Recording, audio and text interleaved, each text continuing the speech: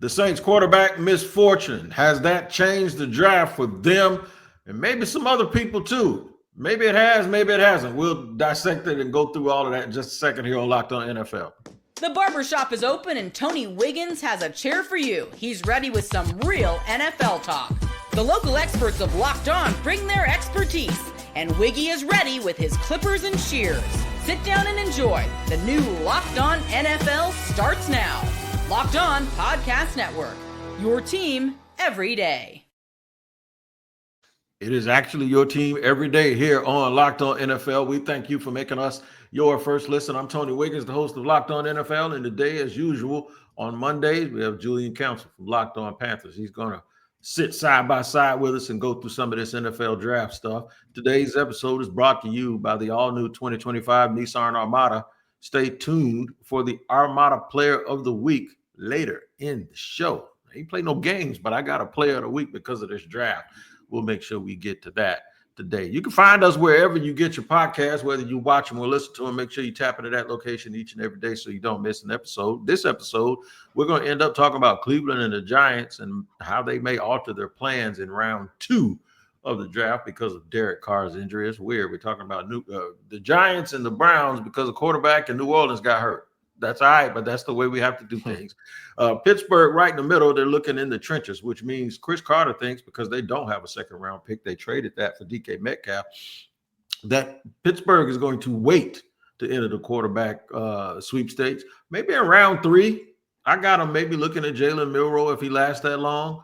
But if not, they're going to have to wait till next year. And at the top of the show, of course, the Saints quarterback issues may or may not have been affected by the injury to Derek Carr. So the news is that Derek Carr has a shoulder issue and he might miss the whole season or miss a big part of it. You are in the NFC South. How much does that – I wasn't big on the Saints with Derek Carr in the first place, but how much does this change the way you feel about that team with what they have on paper right now? I could say zero impact because I did not think this was going to be a contender, but it has to have some sort of impact because I think now they're going to be certainly worse. Now, how much worse? I don't know. Derek Carr, and there's still the draft to go on. We still have months before we even get to the season, but Derek Carr still is a capable starting quarterback. He may not be a high-level starting quarterback, and that 12-4 season once upon a time back when the Raiders were still in Oakland was a long time ago, and things certainly have not worked out in New Orleans. The structure of that contract, the constant cap hell the Saints are in is the primary reason why he's still even on the roster right now. So I do think they'll be worse, but I still felt like they were going to be the worst team in the NFC South and the 4th place finisher. So it doesn't change it that much as far as that goes, but they're probably a couple more games worse now, just looking at things as they currently are constructed than I thought they were ahead of the news on Friday.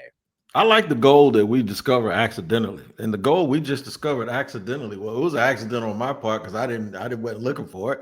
That is that you don't think Carolina's going to be at the bottom of the NFC South. So I like that. I like how you snuck that in there, man. Top, though, just by the way, that doesn't mean I don't think they're going to win a division. Nothing, right? Let's listen to what Ross Jackson has to say about Derek Carr being out and why it might not mean what everyone thinks, including me, that this just raised the Shador Sanders want and love up a little bit higher. I think it's higher than people are pretending it is, but check this out. The New Orleans Saints could do the unthinkable and pass entirely on this year's 2025 NFL Draft quarterback class, and I'll be honest with you, I don't hate the idea. The New Orleans Saints are in the perfect scenario to reach for a quarterback and try their hardest in this year's draft to make a quarterback in this class their future. But it doesn't mean that they have to. This is going to be a very interesting draft. And all of a sudden, it kind of already was, right? All the conversation nationally around, the quarterbacks and the talent all the way down into day 3 of the draft, still being starter potential, but lack of superstars, blue chip prospects, yada, yada, yada. All of a sudden, the New Orleans Saints are now the most intriguing, the most interesting, and the most entertaining piece of the 2025 NFL Draft because no one really knows what they're going to do sitting at number 9. And all of a sudden, it feels like the NFL draft doesn't start until the New Orleans Saints are on the clock. Listen to Ross. Listen to I don't know Ross. about all that. Oh, no. Well, I mean, the most entertaining, interesting, like, come on, dude. Yeah, What are we talking about you know, we're sitting there listening to Ross. We're like, I said when I pulled that clip, I said, me and Julian just gonna look at the camera and go, listen to Ross, man, talking about this. But I do think that this whole thing did add another level of intrigue.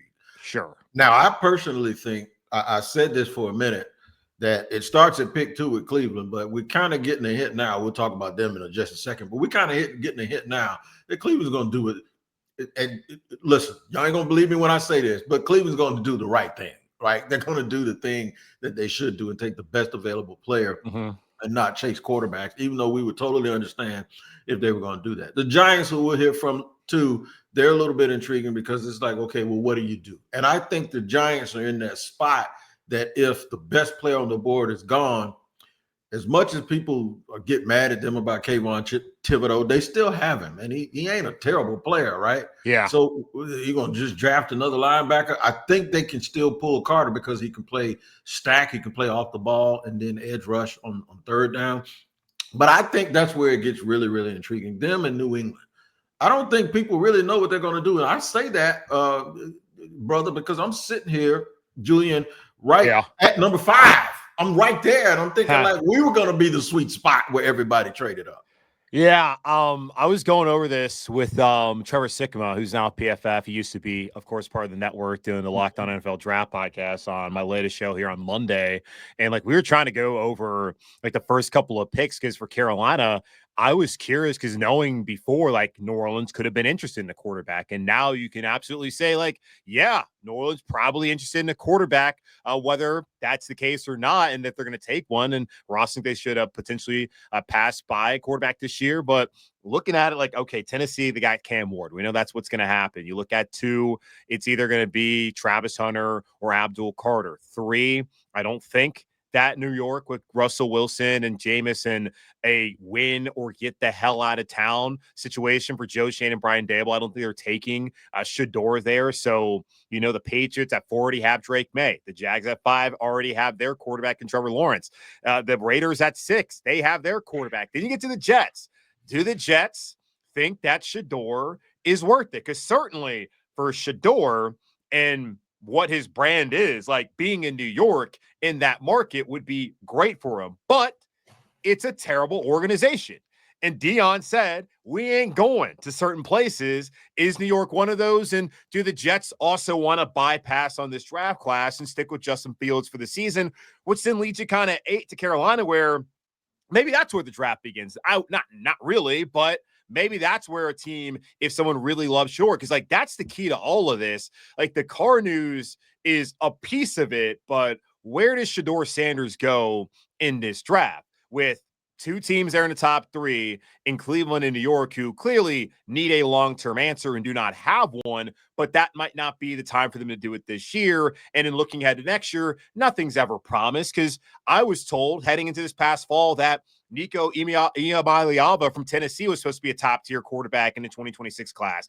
He's not. We don't know where he's going to play football at this year. And from what we saw from him in Tennessee last year, no. Arch Manning, fine. He's a son of New Orleans. We know what the Manning family is, but they're different. And I was talking to our new Locked On Longhorns host, Brad Kellner, who's been around Texas for a long time. And he's saying from the beginning, the plan was for Arch to be at Texas the whole time. So they don't need money. And nowadays, when it comes down to how many starts you've made in college, Arch Manning started 2 games last year against UTSA and Mississippi State, I believe. That's all he started. Is 1 year of starting at Texas going to be enough for them, that family, who would not allow him to take NIL money until he's a starting quarterback? Is that enough for them to allow him to go to the NFL, even if the hometown Saints might be there at number 1 overall, which I would say would be the favorite, depending on how things play out this upcoming season? Like, that's the intrigue to me. It's like, where does Shador go? Does he go in the top 10? And then what opportunities does that allow maybe a Carolina Panthers team or any of the other teams like Jacksonville, not like New England, who already have their quarterbacks? Who do you move up and have to get in front of? And if you're one of those teams like Pittsburgh, who we'll talk about in segment 2, Does this change anything for you? Like, you may have thought you weren't in range to get Shador, right? And now all of a sudden you go, that just got a little bit worse, it appears. But what if the Saints call you? Do you move? I don't know if you can in Pittsburgh because you don't have a second round pick, but I think this opens up a lot of doors. I don't think it should alter the plans of the Steelers. By the way, I think a lot more coaches like Shador than they're letting on, and this is I think this is what they do during draft season. I'm not saying that analysts, people that don't like him, are fudging it, but I do think a lot of them are influenced by what they think they're hearing from people, and they forgot his lying season. So we'll discuss that and more moving forward. But we're going to talk Pittsburgh here in just a second on Locked On NFL.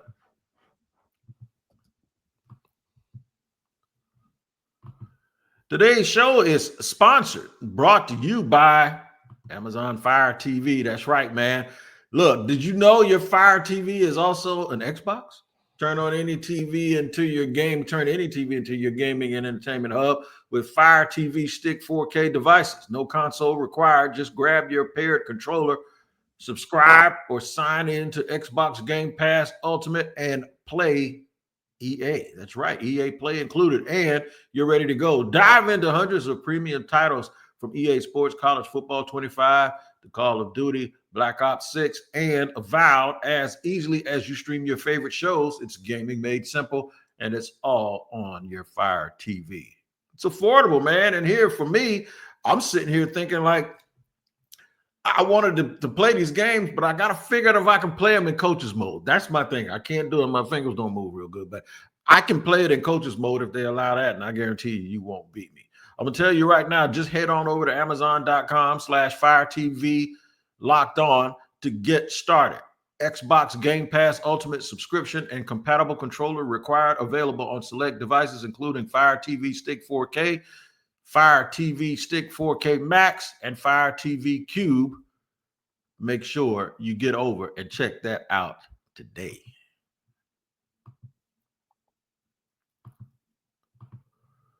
All right, got my man Julian Council here rolling along like we always do on a Monday here on Locked On NFL. It's time to talk the Pittsburgh Steelers. I think whatever the Steelers' plans are or were should remain exactly what they were. They have, they didn't do a whole lot at the quarterback position, and people are sitting there saying, well, why don't they just do something? They let go of Russell Wilson, obviously. They've let go of Justin Fields. And now folks are just looking at Pittsburgh sideways and like, what are you going to do with Mason Rudolph? That's what y'all going to roll out there? Well, if that's what the plan was, that's what the plan was, and it probably still is. I think they might need to give Atlanta a call, but heck, is Kirk Cousins going to be the answer up in Pittsburgh? They have a weird situation going on right now. That is right, man. I was actually thinking about this because, like, we just talked about New Orleans, like the options out there, quarterback, if it's not going to be this draft. Pittsburgh, we've been linking Aaron Rodgers at Pittsburgh, and I'm done talking about that fool, man, until he does something. I understand. Like, I totally get you, but like, that's an option maybe for New Orleans. Obviously, with Atlanta, like, they kept Kirk knowing that they're just going to force somebody to trade for him, and that trade probably is going to happen, I would think, over the next week here leading up to the draft, maybe during the draft. So Cousins could be an option for Pittsburgh, could be an option even in division for New Orleans.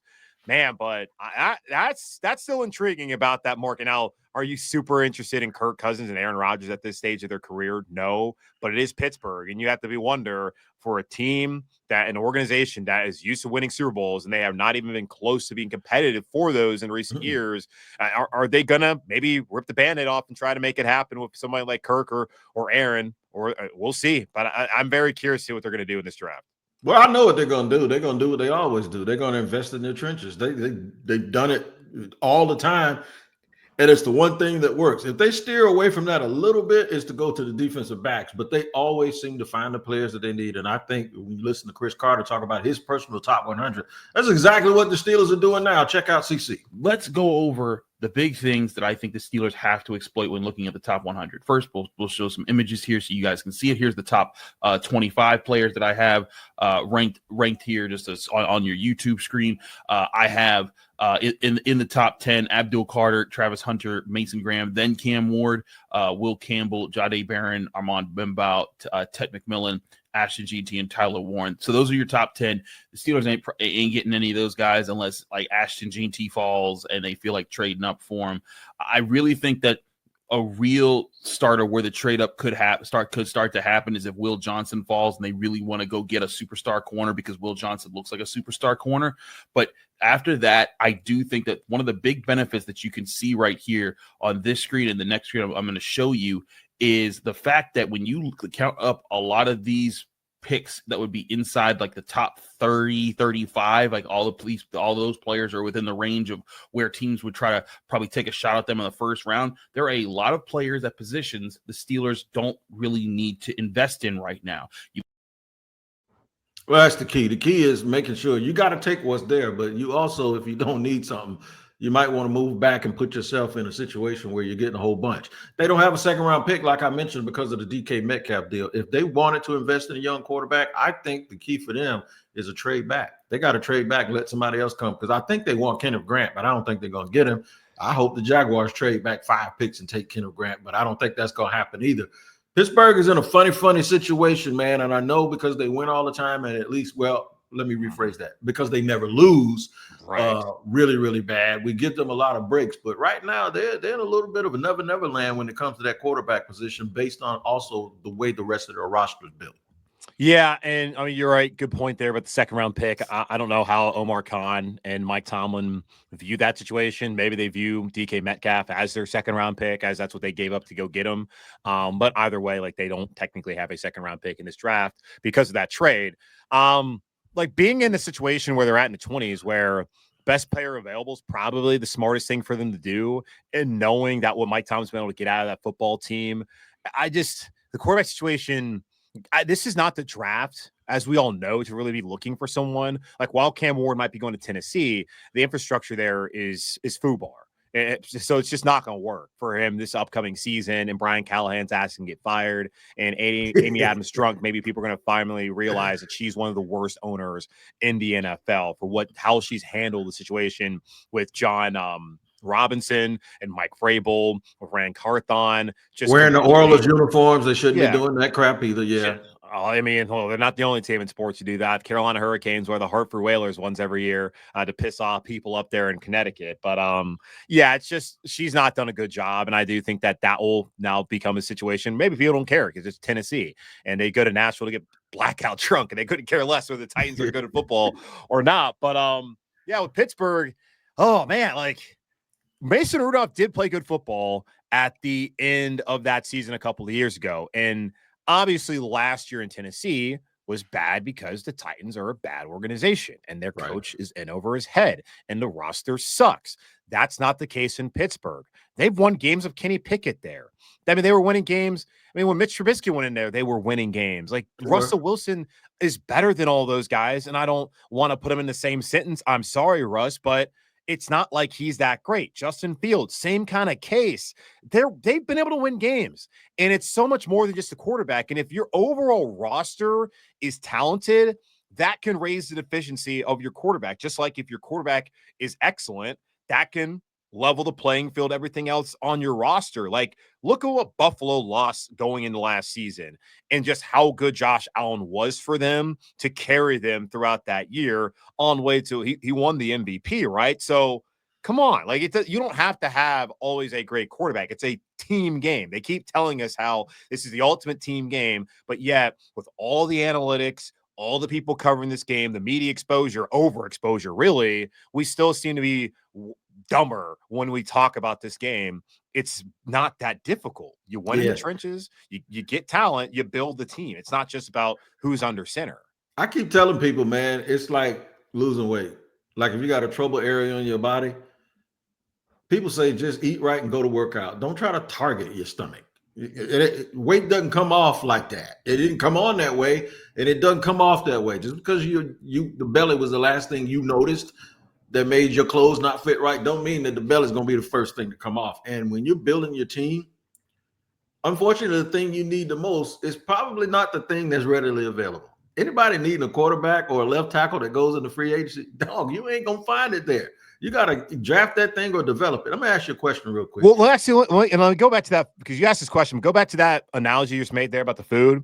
Because like when you're trying to cut weight, they talk about like eating proteins. That's just eating. That's eating meat. That's eating the very bland things, trying to cut down sugar. It's not the sexy stuff that you want to eat, but it's what gets done. Like getting an offensive lineman. Not sexy, but it gets it done. And that's the foundation for being able to cut that loss, which might be eating that ground beef every single day of the week, but getting that offensive lineman to hold things down and protect that quarterback. Yeah, that's what it is, man. And then occasionally when you get to eat a banana, guess what? It feels like you're eating chocolate cake because it's so sweet. And that's what you have to do every now and then. Would you, if you were the Steelers, entertain a Brock Purdy trade for your first round pick this year and say your second round pick next year? I'm going to tell you where I'm going. That would give the 49ers 2 picks between 10 and 23 or something like that. They could draft Shador, take Shador, or they could finally get Kirk Cousins or Aaron Rodgers to play in San Francisco like everybody wants them to, right? Yeah. And you're Pittsburgh, you can move on with a dude that's proven. Like he ain't great, but I think he'd be better than anything they've had up there since Ben was in his prime if they made that move in San Francisco. Yeah, that is very intriguing because you're right. I do think that they could easily slide in Kirk Cousins in there with whatever they get out from Pittsburgh. They can move it over there, and it wouldn't even be that much for Atlanta to move on from Kirk Cousins.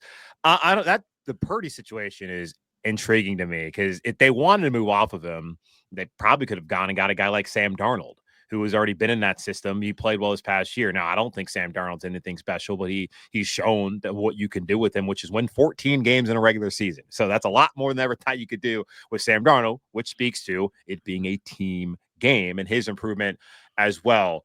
Yeah, Pittsburgh, why not? You got to wonder why they don't want to pay him, and then you would trade for him and then have to pay him, which the trade probably wouldn't even be that much. I don't even know if it is a first-round pick because of how much Pittsburgh would probably have to give Brock Purdy right after doing it. Like that's something you got to factor in whenever trying to make some of those deals. You do. You absolutely do. I'm trying to get Shador somewhere, man, because like I say, I believe people like him a little bit more. Now, Cleveland and Pittsburgh might be the best thing for him because that's the thing. Like the teams in the top 10, like Tennessee, they suck. Browns not good. Right. Giants terrible. Like, I mean, I can see the Jags bouncing back eventually. New England with Vrabel, they're going to be fine. The Raiders, okay, we'll see. Like, they're bad teams up there. So if you fall back, like Lamar Jackson is uber talented. The best thing from Lamar, honestly, was falling back and not being taken, and then Baltimore trading up there to get him the 32nd pick because he went to a great football team. Not too many situations like that. Like Mahomes, he is great. He's had success because he already went to a playoff team. They gave him time. Josh Allen, I mean, the Bills were a playoff team before getting Josh Allen. And Buffalo, it had been 17 years. But some of these guys who have had the most success in recent years, those three, have all gone to like what were good teams when they got there. Like Burrow is basically like the lone exception. Right. You think back to when Eli went to the Giants. They were a good structured team. They had Jerry Reese and Tom Coughlin. You're exactly right. And that's why they probably ended up winning those 2 championships. Let's talk about 2 bad teams, the Giants and the Cleveland Browns, man. We don't think they're going to take Shador. But if Shador is now possibly available to someone else, does this now ruin their second round plans? Because maybe they were going to take a quarterback at that point. We'll talk about that more here on Locked On NFL.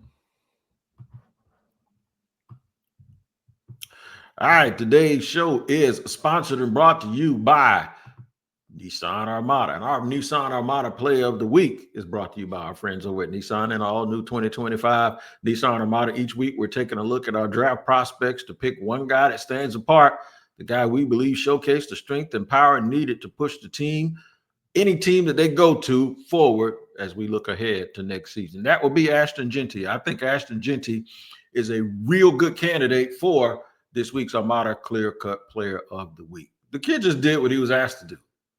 Can't help that he didn't go play in the SEC, but he has that body. He's built like a fire hydrant. He runs hard and he runs fast. And the ruggedness and the fact that he is so centered low to the ground, I think he's going to be a very durable player.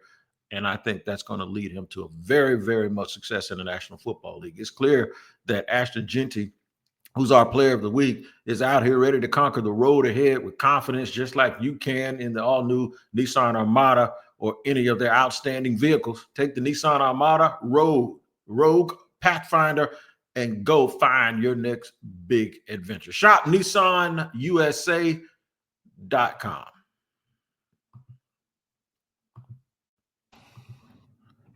All right, moving along here, we're going to talk about the two teams that pick after the Titans will take Cam Ward. At least that's what we always believe. Let's go first with the Cleveland Browns and listen to my man Spencer German, who does a real good job at Locked On Browns, talk about their draft plan. The first thing that came to mind after the news comes down that Joe Flacco is re-signing with the Browns was Kirk Cousins is out of the equation. They are not going to be pursuing Kirk Cousins. I know everyone remembers the magical run that Joe Flacco took the Browns on in 2023. But it's important to keep in mind, it was 5 games. I guess technically 6 if you count the playoff game. Very small sample size. And now it's going to be 2 years later. But the idea that Joe Flacco is going to play 17 games next year, I think is far-fetched. And so keeping that in mind, that just feels like Shador Sanders could still be in play at number 2 if they value the quarterback that much, if they like what he brings to the table, and if they think there's a chance he's going to be their franchise quarterback, they might pull the trigger at 2, understanding that, yes, we have Joe Flacco to come here and be this figure, this mentor for him, but we don't expect him or plan on him playing the entire season, so we got to pass the torch at some. Yeah, that's another little bit of a weird situation. Right when I started believing, okay, it's Travis Hunter and that's it, they go out and do this. I don't think adding a quarterback makes me believe that Shadeur is any more in play than he was if they didn't add a quarterback. I think it's the other way around. I think by going to get Joe Flacco and investing in Kenny Pickett, I thought they were looking right there in the second round at maybe somebody like Jackson Dart or perhaps Milroe or somebody like that to fall to them early in the second round. And now if Shadeur goes early enough, that would mean that quarterback also may be a candidate to go a little bit earlier, maybe to the Rams at the end of the first round, or those Steelers that we keep talking about if they end up taking Jackson Dart. So I think this has put their second round bid to get a quarterback in a little bit more of a quandary. Yeah, man, like who wants a quarterback this year? Like other than Tennessee, like who wants to go get him? Because again, like I was trying to think about like next year, like Drew Aller from Penn State. We know for sure that he'll be out maybe there. Nussmeier, Garrett Nuss. Like I'm thinking about guys who we know for sure will not be in college football after this season. Like of course they could get injured and then get the red shirt and go back and all that. But like we're looking at Drew Aller from Penn State. We're looking at Garrett Nussmeier as 2 guys who are definitely leaving. There could be maybe even John Mateer from Oklahoma. That might be a guy to look at as well. I mean, there's Carson Beck from Miami. Kind of forgotten about him after things didn't work out really that last year at Georgia. So, I mean, maybe you take somebody in a second round if you want to. It's just they got to be the best player on the board at this point in time. And Jackson Dart, he might end up being the best situation just because of where he might go. Like he may not end up going earlier, like a guy like same Cam thing Ward. you just mentioned about Lamar. Yeah. So like we'll see. For Cleveland, I think the quarterback thing too is interesting. Like what's Stefanski's like job security at this point in time? Like, I don't think he's been a bad coach. I don't know if you can blame what happened the last season on him. Like, I mean, Deshaun gets injured. It's not like they had Jameson there. It's not like they had a great situation, and they decided to move on from Joe Flacco, who had been fine for them. He threw a ton of picks. People forget about that.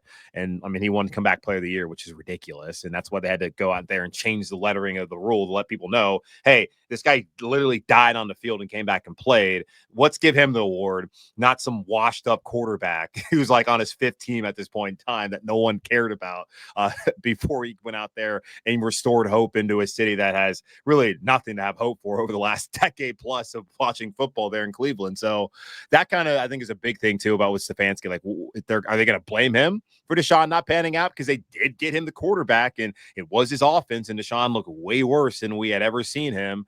So that's the one thing I'm thinking about when it comes to what Cleveland may do there, especially at that quarterback position. Speaking of job security and quarterback questions, here's Patricia Traynor with the New York Giants. At quarterback, obviously, last year quarterback, the play was a big problem. Whether it was Daniel Jones, Drew Lock, Tommy DeVito, Tim Boyle, the Giants just did not get consistent quarterback play.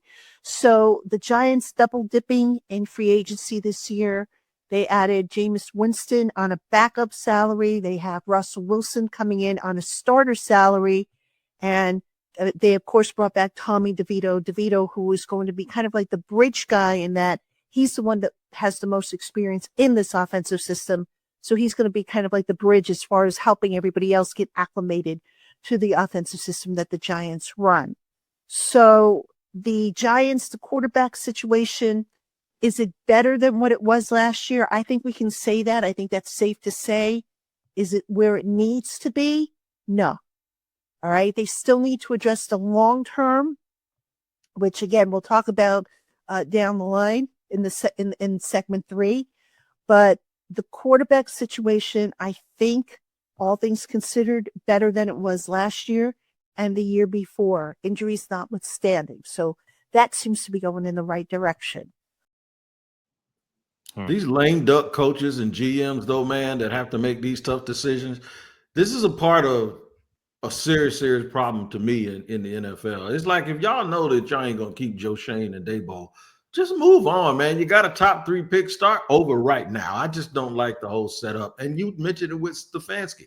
That might even be the situation up there, but I think the one in New York is the poster child for bad situation, bad timing, and all of that stuff to be making these tough decisions. Yeah, I don't necessarily disagree with you. I do appreciate, though, the fact that the Mara and Tisch family were willing to be patient and to give them more time. I don't think this is necessarily the best situation that they're in this year as far as, I mean, you got Russell, so, I mean, he is capable. We know that, Jameis, if needed, like he can come in and he can help you for a couple of weeks there as well. So I do think the quarterback situation is better. Now, the long term, like Patricia was mentioning there, that is a huge question mark because I don't look at either one of those guys, Jameis Winston or Russell Wilson, being a long-term answer, especially, I mean, just mainly because of their age, but also like their ability at this point in their career. And I just, for the young quarterbacks, I hate the idea of them going in this situation. Like Cam Ward's likely going in the situation where his head coach can be there 1 year, and then they're going to bring in a new coach, a new system, all this new operation, and it's just going to be him having to relearn. And how's that going to help his development? And like Bryce Young went through that early on in his career. There's been, I mean, there you just looked at like Sam Darnold, like a lot of people, Trevor Lawrence, you just mentioned, like a lot of people have had to come in, go to a bad team that a coach they're going to keep just one more chance that we can do with the rookie. Then they get rid of him. And like, you're right, they probably should rip the Band-Aid, but hell, man, they fire coaches left and right all the time. That maybe just let it marinate a little bit longer. Give a guys a chance, even though you kind of feel like they gotten a chance at this point in time. So we'll see what they do. I don't give them much of a chance to turn it around. And they fired Jerry Reese after he won 2 Super Bowls, and then the last 2 GMs they just letting them just hang out. And that to me is just the weirdest thing. Nothing weird about Locked On NFL Draft. In fact, it's where you can find out about a lot of those day 2 and day 3 picks. Listening to my man Coach Keith Sanchez along with Damian Parsons. You get it like you can't get it anywhere else over at Locked On NFL. Make sure you make that your second listen. We appreciate you joining us. The draft is almost here, and we'll get to answer all of the questions and talk about what teams did instead of talking about what we think they're going to do. But until then, we'll be here every day here on Locked On NFL. You make sure you check us out. We appreciate you spending these 33 minutes with us. Y'all take care.